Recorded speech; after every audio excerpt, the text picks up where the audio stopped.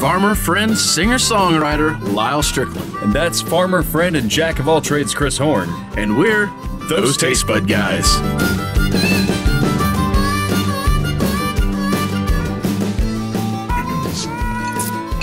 It is weird. Yeah, it's kind of a different energy. We shall see. Energy, that's what we're talking about right now. And you're thinking to yourself, that's a weird looking bar. That don't look right. Well, you're right. This is the live studio room, even though this isn't necessarily going to be a live album. So, hey guys, welcome back. I am Chris, and that is Lyal. See, even new banners and stuff. We get little flash up things because we already had those built. Ain't that cool? Nice color. It is nice color. Like it's a pop of color. I like it. And you know what? I'm even going to do, I'll go back the old way, and I'm going to do the social media thing right now. Because watch this. Boom! Social media stuff. More color. More color. We got all this stuff up. You guys got to join our live streams on Monday nights if you haven't had a chance. Get on there and try them out. But if you're wondering why we're doing this today, tell them why. We have a guest with us all the way from across the pond, which is always fun. Yeah, he's a musician, and I hear he's a Chiefs fan, which is added bonus. Yeah, that's why he's on here. We're like, oh, he's from Britain. All right, that's cool. All right, he's a musician. Wow, that's super cool. He's a Chiefs fan. So he's not here though. Yeah, he is. Let's see, he's right there. Holy smoke! There he is. We got him now. Paul, how are you? Yeah, I'm fine, thanks. I'm ahead of you because the time difference. So I've been drinking a bit longer. I hope. Sounds about right. We were. How much longer? Do we got to do some catch up here? Or? Well, we had a slightly stressful day, so I started about 3 in the afternoon today. So, I like. Oh, well, we started at 2 because that was just an hour ago. Yeah, Chris was when we were talking about this. He goes, "Oh, I'd hate to have to start the day with a bottle of Scotch. That would be awful." I'm really jealous of you. You get to start drinking whiskey at 2 in the afternoon. I mean, it's 8:30 in the evening here, and I've only just started. I've been drinking soft drinks like this cider. Yeah, that's a good looking cider. Yeah, that's Magna's Irish cider. It's pretty nice. Oh, yeah.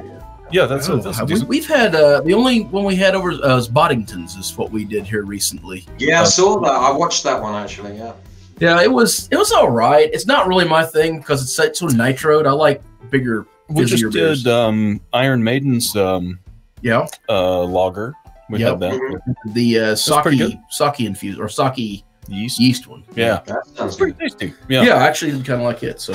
The Boddingtons, we got to give a little bit of credit to the people who make Boddingtons because they live in fear because the brewery is right next door to a maximum security prison. So they can't really concentrate on what they're doing. They're just looking over their shoulder all the time. So I heard security's not too good there either.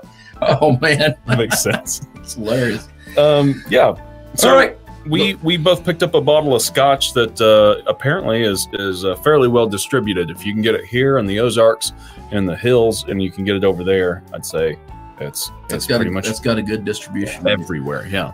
So we have a mutual friend between us and Paul that made this happen, and that's how we ended up doing Auchentoshan. I guess what we should say. Our friend bought us this bottle, and I guess he sent the bottle to you too, right? He did, he's very kind of him, yeah. So, thank you. Rick, thank you from both of us, I suppose. Yeah, cheers, Rick, thank you. It's a double donor bottle. Yeah, and then to kick it off, Rick couldn't even be here today to drink it with us because he had a dentist appointment. Can you imagine drinking a bunch of Scotch before the dentist? Oh, before you. I can, absolutely. I'm with you on that. Poor dentist. We have to pay for the anesthetic over here, so I just take my own. So I think Rick's a big fan of Paul's and introduced us to his music as well, and now we're fans also. And Rick somehow set all this up and said, "Oh, Paul really likes this Scotch. We're going to get it." I'm like, "All right, cool, man. We like Scotch too." Yep. So that's how we ended up with this. And who gets to say the name? Paul, you want to take it? We both. You know, until last week, I had no idea how to pronounce it. But have you got the box? Yes. I've only just realised this is probably about my 6th box of whiskey I've had, and I've just noticed on the back it tells you how to pronounce it. Yeah, you go for it. It is Auchentoshan. Is that right? Well, in America, we'd say Auchentoshan. Right. Yeah, it says, they say, I mean, I'm not going to argue with anybody from Glasgow. Well, here's the thing. We see on the website, and it actually, right on the website, it shows the pronunciation just like it does on the back of the box. And I was like, oh my God, that's the first time ever we actually we're sure we got it right for once. Yeah, usually we get a bunch of tequilas that we can't pronounce anything like in Spanish. We're terrible with it. Yeah. So. All right, so I think let's pour this thing and see where we go. Yeah. So this is a single. Actually trying to pronounce it before we've had the whiskey. I mean, imagine trying to pronounce it afterwards. Right. Yeah. So this is the American oak version of this, which I bet if I was a betting man, the American oak surely came from about 30 miles away from us. Right.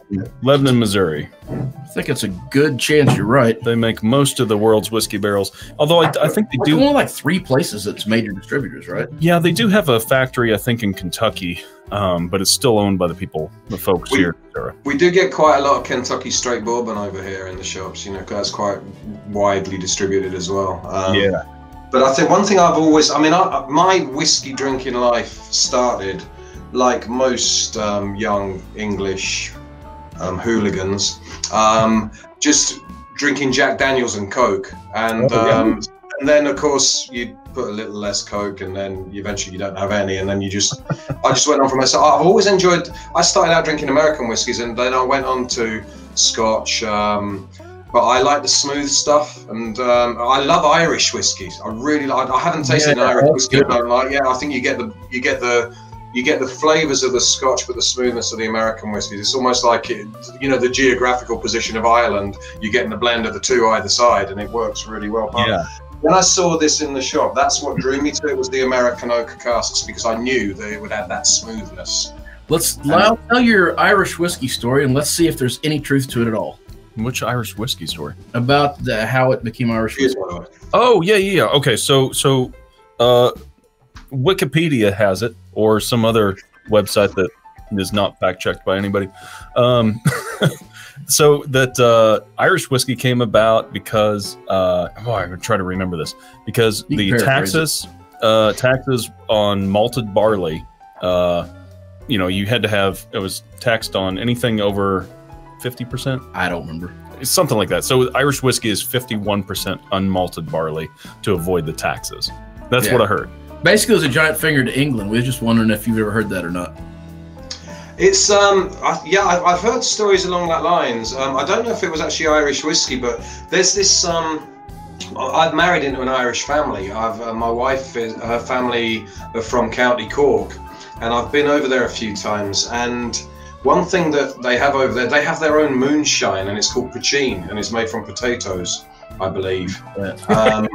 And how do we acquire this? And people make their own, and I've tried it, and it's interesting. I mean, one year we met. I've got friends in Georgia, and they'd never been to Ireland, so we said, well, we'll do the closest we can to meeting you halfway is meeting you in Ireland. So we did, and they flew into Shannon and drove all the way down to Cork. It took them longer to drive from Shannon to Cork than it did to fly from Atlanta to Shannon. And they were shell-shocked when they got there. We took them around my wife's, one of her relatives there. We went around there, and they said to this guy we know from Georgia, hey, you want to try this? It's called poutine. It's our local moonshine. And he's very polite, and he just doesn't turn stuff down. He goes, yeah, sure. So he drank it, and he drank it too quick. And of course, when they see your glass is empty, will you have some more? Will you have some? Oh, yeah, sure. Yeah, sure. Oh, will you have some? And I think this is about 12 years ago, and I believe he's still scratching around the woods looking for his wallet. It was just, no, he did genuinely lose his wallet that night, and he also lost most memories of the evening. He can't remember any of it. So that sounds delicious. I kind of want that. It's actually, it reminded, I may be wrong, I can't totally remember what it tasted like, but for some reason I'm thinking tequila. It's a clear sort of thing, and for some reason it reminded me of tequila, but tequila with an attitude, tequila with a flip knife or something like that. I don't know. We're in prime moonshine territory. You know what here, what I got out of the story was the Georgia thing, and immediately I'm like, if I met somebody halfway and it was in Georgia, they'd be coming out of the Florida Keys. Whole different area. So yeah. All right, well, let's get to drinking this a little bit or sniffing on it. I've already started. You already started? Yeah. Smelling on it. I guess this must be a Highland, I assume. It's made in Glasgow. So it's not even on the island, is it? No, it's a big city on. I think it's over towards the east coast of Scotland, about halfway up, and it's a quite a built up area. It says on the box, crafted in Glasgow since 1823, and 1823 is just before 6:30 in the evening. Nice. Yeah, you're way ahead of us there. Yeah, I'm enjoying it as well. It's a good Saturday night here right now. So on the box, the golden amber color, nose with vanilla, coconut, and fresh citrus zest, and taste smooth but vibrant with vanilla cream, coconut, and white peach, and finishes with rich toffee and a touch of spice. So it makes it sound like a dessert, right? And but it has got quite a lot of complexity, isn't it? I have drank it, but just on the nose, I could see coconut and vanilla. Yeah, I probably wouldn't have pulled that out without reading the box, you know. But no, I'd have went back to the leathers and the grains over the coconut. It does kind of. There is a vanilla in there. I think I would have got around to that. It smells like a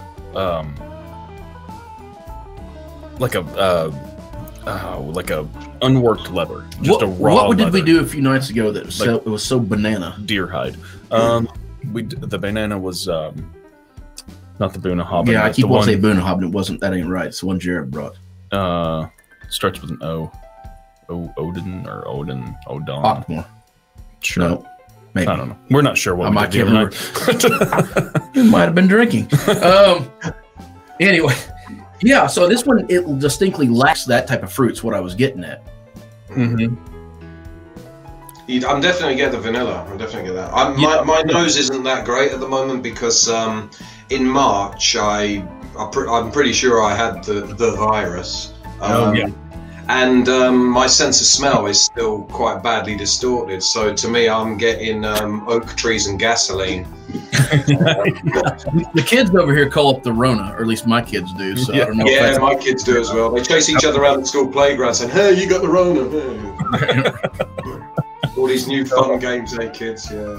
I actually don't hate the nose. It was a little overwhelming at first. I kind of rolled around to it. I like the nose a little better than I like the taste, I think. Do you? No, I'm way opposite. I was really happy with that taste, which is what I wanted to get back to. It's super smooth. Yeah, that's what I like about. I've always liked a smooth whiskey. I mean, everybody's got their own. That's the wonderful thing about whiskeys, though. You can't just say I like whiskey. You have your own personal type of whiskey you like. I personally can't stand anything peaty. I don't like peat in whiskey. And so the smoother and those flavors that you mentioned, the vanilla, the coconut, I really like that. I particularly like Speyside single malts because for me personally, on my palate, I get a hint of apples from that, and I really like that. Yeah. So, I guess I don't know. I might be a bit of a lightweight whiskey drinker because I like all the fruity, smooth stuff. I mean, maybe I should just give me a dessert next time. We always really like the big, heavy peated Isleys because that's something you can't get around here. Texas is doing a few peated things, but I mean, Texas has decided to start smoking stuff with scrub oak, which is like a bastardized version of it. It's like, hey, let's make it as harsh as we can. But it's still good. But here's what I started to say, and I can say this because I know we're near Glasgow, and I don't have to worry about anybody retaliating me. But this is kind of the same reason we like Irish whiskeys is because of that smoothness. So this is almost like the Irish whiskeys of Scots, and I'm sure I just offended somebody horribly by saying.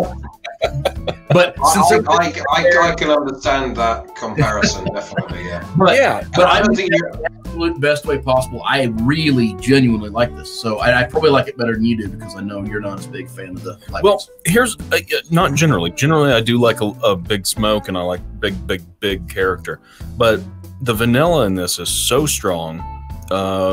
It's very nice, and it tastes and smells like a. like a leather workshop, not something that's been worked a lot, but just a bunch of untanned hides and like getting there. I'm 100% with you. What I also like is there's no bitter note to it. Yes, there's no bitter note. So that last time I kind of chewed it, and before I let it go and let it really get on the back of my tongue, and it brings out a whole other set of flavor with that kind of match head-esque smoke. Grab that water bottle back there, would you? Yep. So, Paul, you said this is one of your go-tos? Only when it's cheap. Yeah, so let's talk about.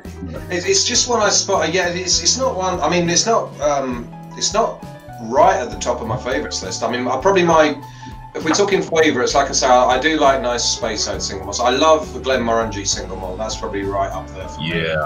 That's a good you can't do much better than that, I don't think. There's one called Cardew as well. I don't know if you've ever heard of that. That's a lovely whiskey. My dad, that's his favourite whiskey, and that's really expensive. You're talking, I mean, this was £32. You're talking over £40 probably for a Cardew.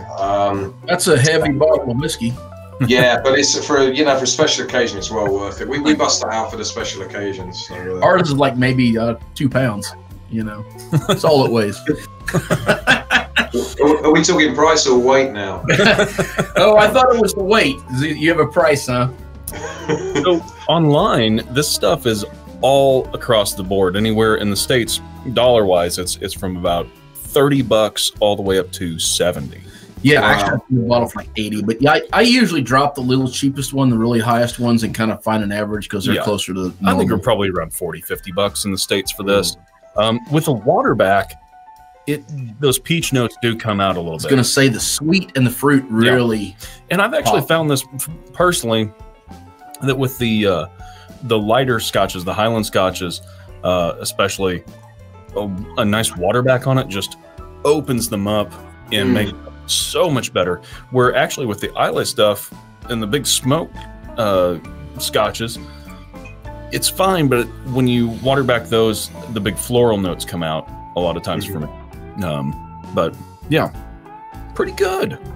Yeah, I find that you don't want to put. I usually, just about every whiskey I'll have with a small piece of ice. And I don't want to put too much in this. I find that as the ice melts, I end up topping it up, which isn't a bad thing, really. I was gonna say, I think you have a better plan than my tiny little eyedropper of water that I was putting in here. Yeah, I'm just gonna chuck a tiny bit of it in a bucket and then just keep filling it up here. Well, end of the day, I'm really happy with this one. I guess we kind of probably beat this one to death. Let's talk about what Paul does. Yeah. So let's bring us back, which is why we had you on here to begin with, because we want to talk about you and your music, and we appreciate you hanging out with us and drinking the whiskey. But let's get to the serious stuff. Yeah. So I appreciate you letting me hang out, by the way, because my wife and kids are indoors, and it gives me an excuse to retreat to the summer house. I seen your summer house, and I wish I'd have pulled a picture of that up off Facebook. Actually, I might do that here in a second while you're. We can edit it in too. That's true. Oh, yeah, it's true. We could just drop one in. Yeah. The summer house is a very loose term, I think, but I love it, and I want one of my own. It's a pretty little shed. We just had a space down at the bottom of the garden, which there was an old shed that was full down. We only moved here a year ago, and we got a nice little spot, which it's just a 3-bedroom terrace house here, but we back onto the woods, and it's really pretty. And it's not massive, but we got split level decks as well, which just give it character. But down the bottom end of the garden, there was this area with it's a raised deck. What the photos don't show is that this summer house is about 4 foot off the ground. There's a framework underneath, a bit like a pier. Okay. And so I had to strip back the old deck and a shed that was collapsing, and had to strip that all back and then check the condition of the supports underneath, and it turned out they're in pretty good condition. And I was going to get somebody in to do the work, but then of course we were just we found out about the virus hitting my work for the year was pretty much cancelled, so I thought I could save some money, and so I just got on and did it myself, and it kept me busy, and got a couple of friends in to help when I could, and replaced the deck and built the summer house on it. So there she is. Yeah, that's where I am right now.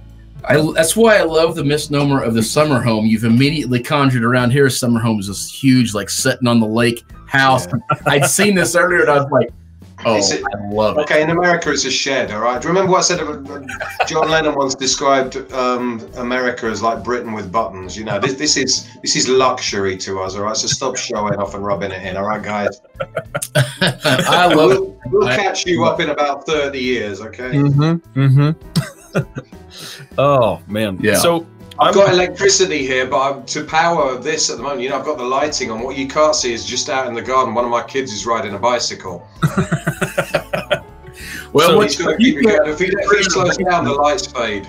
I was gonna say we're close enough to Kentucky. We're in the hills here. We're not that far apart.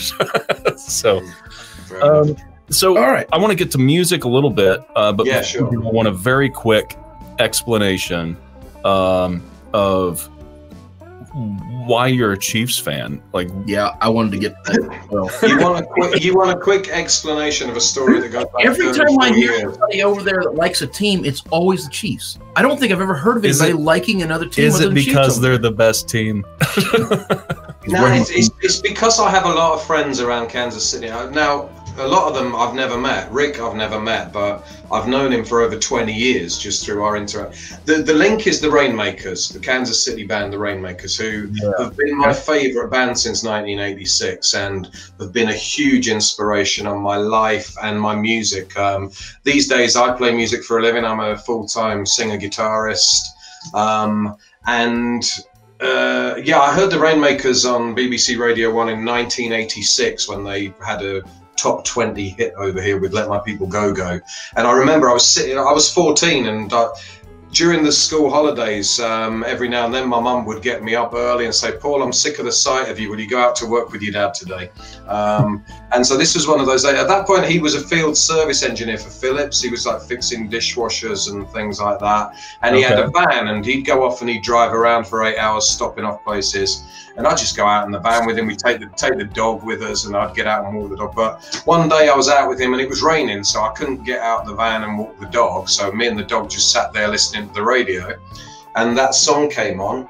And I thought, wow, I really like this. At that point, I loved like guitar-based rock and roll, and there wasn't much of it around in the mid-'80s. You're talking all synth pop and everything. And I heard that that riff, and I thought, whoa, this is what I'm looking for. So I grabbed a pen and paper, and when the song finished, I told the dog to be quiet so I could listen. And he was very good, he was quiet. And I wrote down Let My People Go Go, the Rainmakers. I took that piece of paper to the record store with me the next day and bought their album, and I've been hooked on them ever since. And rush on a few more years, like 30 years or so, the advent of the internet, Facebook, I managed to hook up with people who are like-minded Rainmakers fans. In the meantime, I've developed my own sort of musical career and become friends, and I've got a lot of support as well, a massive amount of support from the Kansas City music scene, because they've heard me covering Rainmakers songs. And then a few years back, Bob Walkenhorst came to the UK to do some gigs, and I helped him out with his tour, and he let me sing with him the first night of the tour, and then he let me sing the next night and the night after, so I can't have messed it up too much. And so basically, 30 odd years later, I'm there singing with my hero, and he's just an all-round wonderful guy as well. And we were friends for life now, I'm sure. Jeff Porter, he did the same thing a couple of years later. He's the guitarist with the Rainmakers, fantastic singer-songwriter in his own right. He came over. We did some gigs together. We drank a lot of whiskey. Jeff drinks. So you ever want a whiskey drinker on your show, give Jeff Porter a shout. He will bite your hand off. We're in. We had a lost day in Brighton, which was amazing. Just we were in a pub by 10 in the morning. But our excuse was it started raining, you know. But that's all you need. Our excuse. And then, I've also I don't know if you know of Julia Othma, who was part of the Kansas City scene. She's now based out in LA. She was touring with the Alarm, who have been quite a big noise over the years. And just through being introduced to her through the Kansas City music scene, she gave me a shout. She says, Paul, the Alarm are touring and we're coming to the UK. It'd be great to meet up, maybe gig together. And we did. And I mean, she is as good as anybody in the world. So the links I've got through my friends around Kansas City have really had an effect on me. They've given me some amazing memories. And then the last couple of years, I mean, I haven't watched NFL for about 30 years in all seriousness. I should say this quietly. When I was in my teens, when I was at school, the last time I was interested in NFL, I was a Patriots fan. Oh, I know, but it didn't last long. I grew out of it. Okay, and then I met some people in Georgia, and I met them at Gatwick Airport when I was working there, London Gatwick Airport. I worked there a few years back, and we became friends just from a journey through the airport and kept in touch. And I've stayed with them a few times. And I went to Athens, Georgia, and I saw the Sanford Stadium where the Georgia Bulldogs college football team play. And, you know, for an English guy to see this college football stadium, which is probably bigger than any stadium in the UK. And I was on the bus one day and I just looked out the window and I went, whoa. And so that probably started igniting my interest in American sport and culture again. But then the last couple of years, when the Chiefs have been getting better and better, there's a lot of these people around Kansas City been making noise on Facebook. So I thought, hello, I'm gonna watch a game. I'd never watched a full NFL match in my life before. I think it was the match that got them to the Super Bowl. I thought, I'm going to watch this and just chat with my friends on Facebook. I've been hooked ever since. I watch NFL every week now. Patrick Mahomes is possibly the finest sportsman I have ever seen in my life. He's just a good. And for everything that it comes out, at least, seems to be just a genuinely nice dude. If part owner in the Royals now. Yeah, I mean, he's really bought in. If I find out he's been beating his girlfriend, I'm done with NFL. I'm out. I'm not. I just could not imagine that at all. I could not imagine that one bit. I have put all my stakes in behind Mahomes. If he's that big of a bad guy, I'm done. I'm never watching it. He seems just like the nicest dude on the planet. I think so. Well, let's shift back to music a little bit. Give me that bottle of water, and then you can shift back to music. Rick told me, and I hear this a lot, right? I mean, I'm a musician myself, and I've heard some of your stuff, by the way. I love it, Lyal. Really love it. I appreciate it. Yeah, we'll have to pick sometime. Yeah, we'd love that. So, people say Lyal finally has a fan. Hey, he's got about 27,000 of them on Facebook. Oh, so that's all. We don't have that many people in the UK. What's that? You said you got more followers on Facebook than we have in the UK. So, Rick. So I'm talking to Rick, and he goes, this guy is the hardest working musician that you've ever met, and so I've heard that a handful of times from some people, what's the guy's name? I did a few shows with. Totally lost his name. Jim Lauderdale. Okay. Won a few Grammys, and with a few hints, I might have got that. And this guy, Jim Lauderdale. Have you listened to his stuff before? I haven't. No. So he's a big songwriter. The name rings a bell, but he's written songs with just about everybody. Right. Grammys that could fill a shelf, right? And I did a show with him. Did a few shows, but the very first show was actually in Kansas City at Knuckleheads, and I missed that one. Frank, the guy that books down there, calls me. He says, "Do you want to open for Jim Lauderdale?" I said, "Yeah, absolutely. Whatever you need me to do, I'll be there." And he goes, "Well, just like a half-hour set would be fine." I'm like, "That's fine." Day of the show, he goes, just 15, 20 minutes would be great. I'm like, "That's fine." And I get there, and Frank goes, "Hey, maybe just do like 2 or 3 songs and get off." I'm like, "Sure, man, like whatever you need." It's Jim Lauderdale.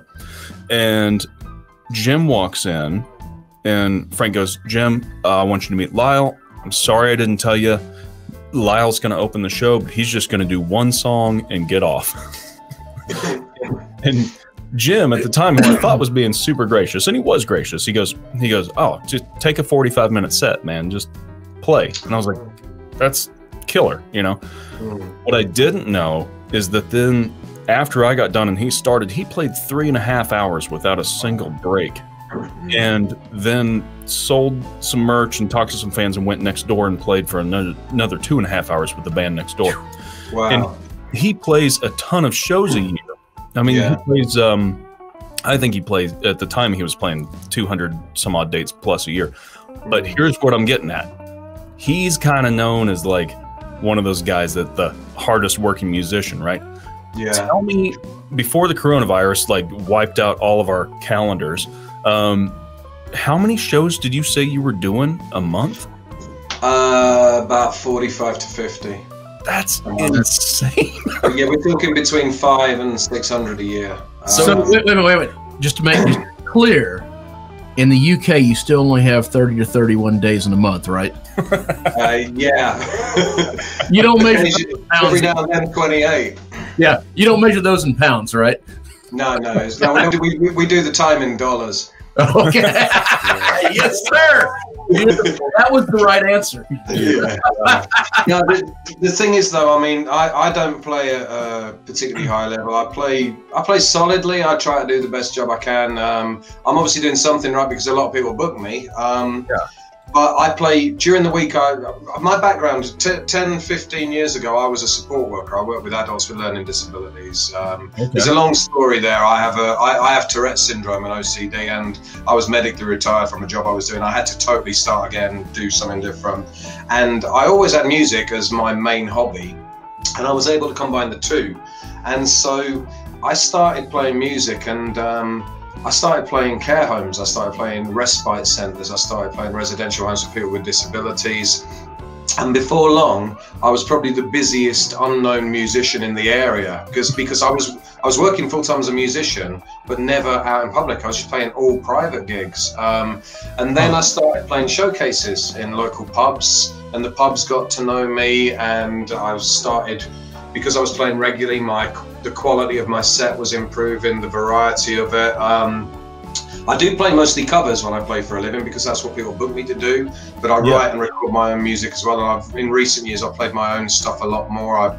But yeah, so that just built up, and I've ended up playing.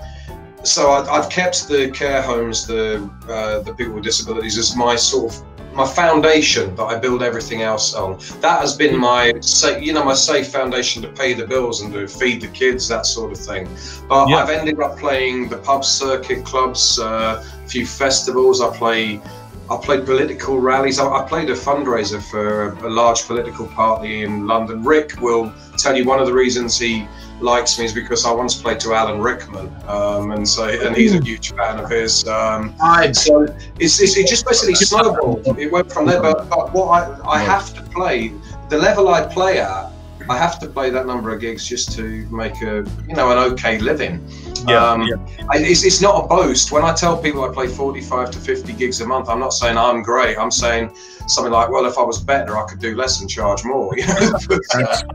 But I do well enough for enough people to want to book me, and a lot of people do say I'm a very hard-working musician. But yeah, I mean, there's something to be said for having the gumption to like get out and grind that out, it's and it occasionally is a grind. It's hard work, it's tiring, it takes its toll on your body, but it's the best job in the world. And to be honest, I wouldn't want to drop even if I got some real, and I've had some really nice gigs. I told you about, I played with my heroes and stuff like that. But when I play, one thing that's actually breaking my heart right now is not being able to play Christmas songs to people with dementia, because when you go into a care home and play music to somebody who is suffering with Alzheimer's, suffering with dementia, you could go in that room, and while you're setting up, there's shouts of terror, they're confused, they're scared, they don't know where they are, they don't know what's happening.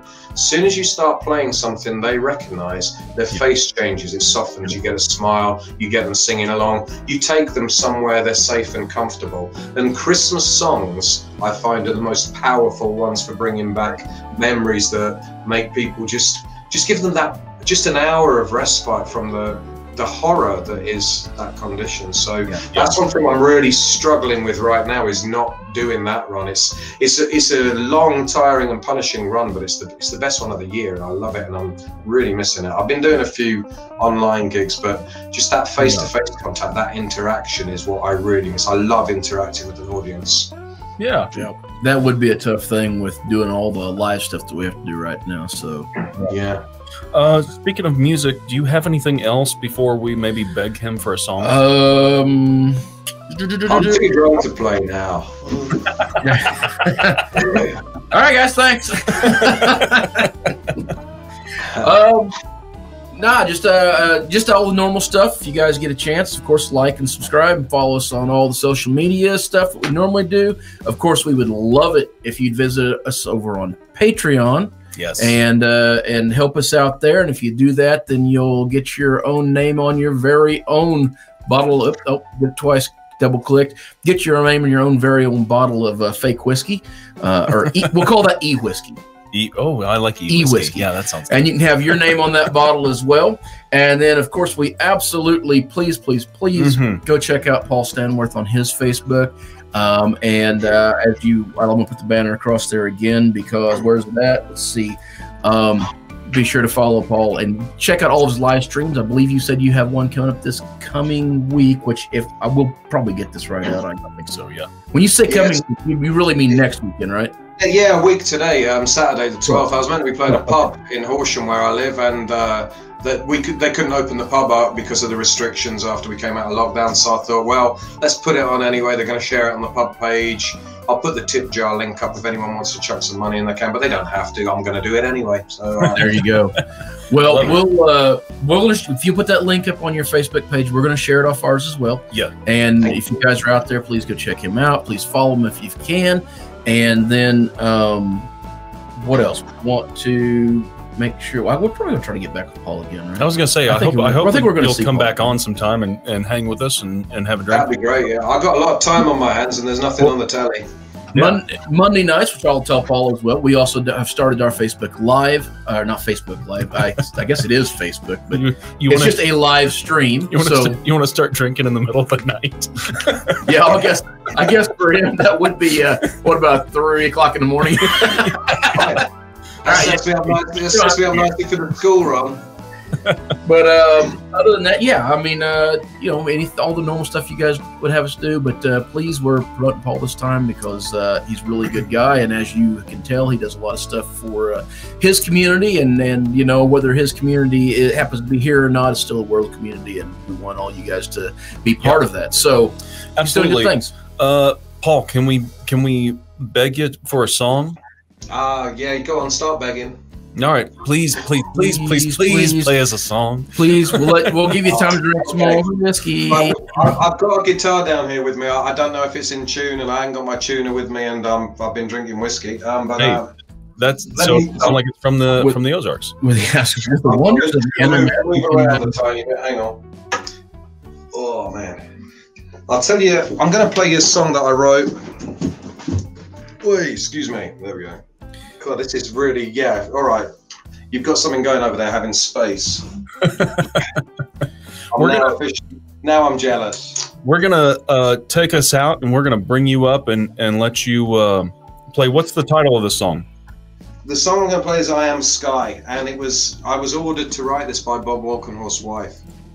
Do you want to know the story behind the song? Yes, I do. Absolutely. Okay, do you want to know it now? Yeah, I think... Inform me before I listen to it. Okay, but what happened? I've got this little hobby. I take photos of the moon, usually whilst drinking whiskey after a gig. I get in late from a gig, and so I got in from a gig one night, and I went outside. It was about 1 in the morning, and it was a cloudy night. But I thought I'm going to try and take some nice pictures of the moon and the sky. There was some cloud around, and so I put my photos up on Facebook when I'm done, and I titled this one 1 a.m. Sky. Now, Bob Walkenhorst, the frontman with the Rainmakers, all-time hero of mine, his wife commented, I misread that. I thought I said I Am Sky. And now I'd like you to write a song called I Am Sky. I thought, it doesn't even make sense. How am I supposed to...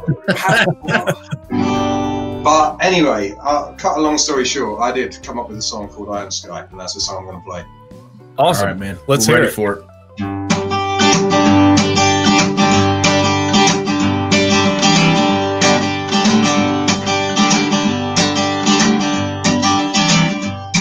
Not saying that I know it all. Not Not saying I won the game, not saying that I changed it all. So much still remained the same. Wish I could say that I could change your world. I'd be happy just to try. If you wanna learn to fly, I am the sky.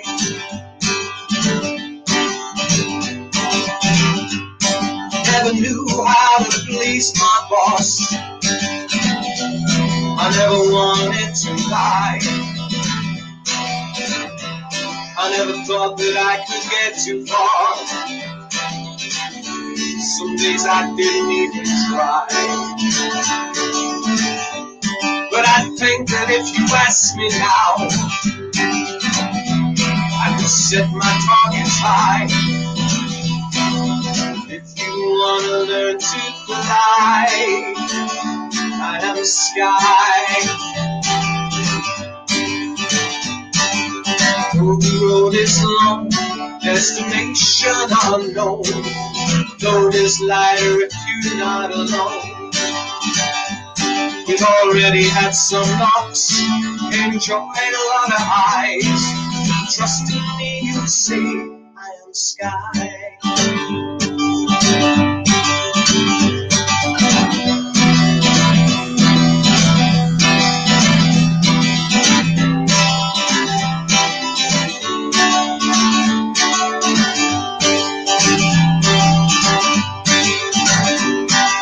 The road is long, destination unknown. Load is lighter if you're not alone. We've already had some knocks, enjoyed a lot of highs. Trust in me, you'll see I am the sky.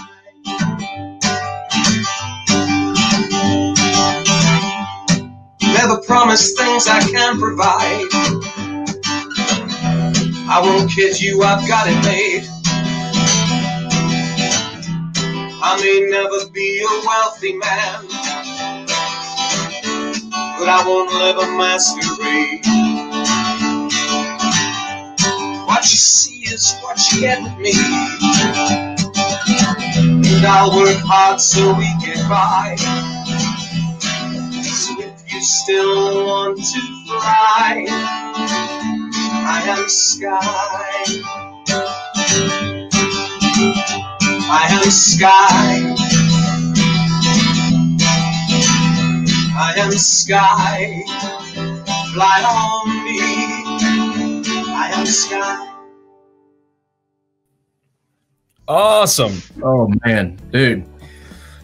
Well, thanks for that.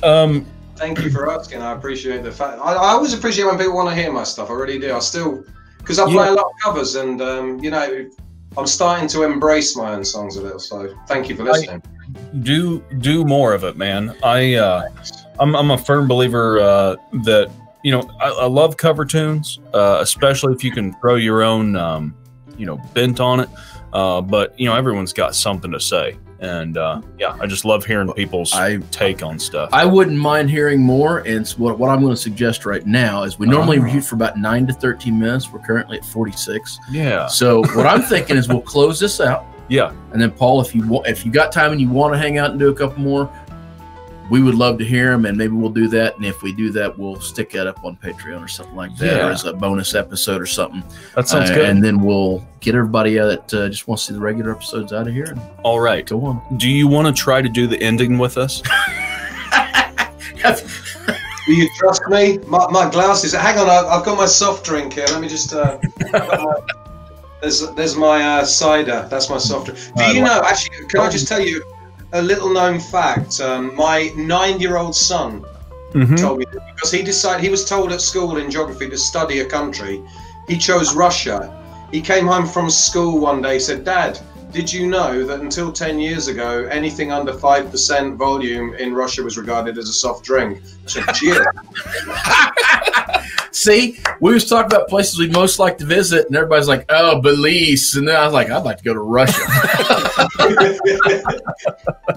I missed that boat, didn't I? I really did.